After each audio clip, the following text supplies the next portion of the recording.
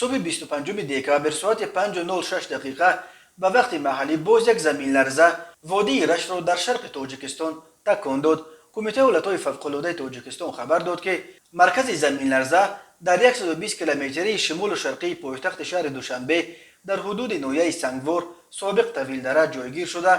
شدت زمین لرزه در مرکزش طبق جدول ریختر 3 بال و در مرکز ناحیه سنگوار 3 بال را تشکیل داده است. در نتیجه زمین لرزه یگان تلفات جانی یا خسارات به قید گرفته نشده است.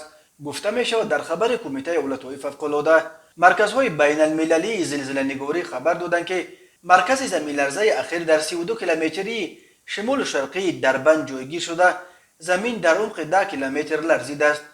این مرکزهای زلزله نگاری شدت زمین لرزه اخیر را در مرکزش طبق جدول ریختر 4 از 10 بال برآورد کردند که از حساب زلزله نگاران محلی فرق می کند.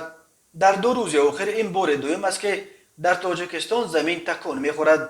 صبح 1 دکامبر باز هم در وادی رشت زمین لرزه رخ داد که شدتش در مرکز این آفت طبیعی در 44 کیلومتری شرق شرق غرب 4 بال را تشکیل داده است. تاجیکستان در یک منطقه زلزله خیز قاره آسیا جایگیر شده. هر سال در قلمروش صدها زمین جنبی ثبت می شود. یادآور می شویم 2 یولی سال جاری بر اثر زمین لرزه در وادی رشت 5 ساکن ناحیه تاجیک‌آباد به هلاکت رسیده. در این ناحیه و ناحیه رشت بیش از 200 خانه خراب شدند.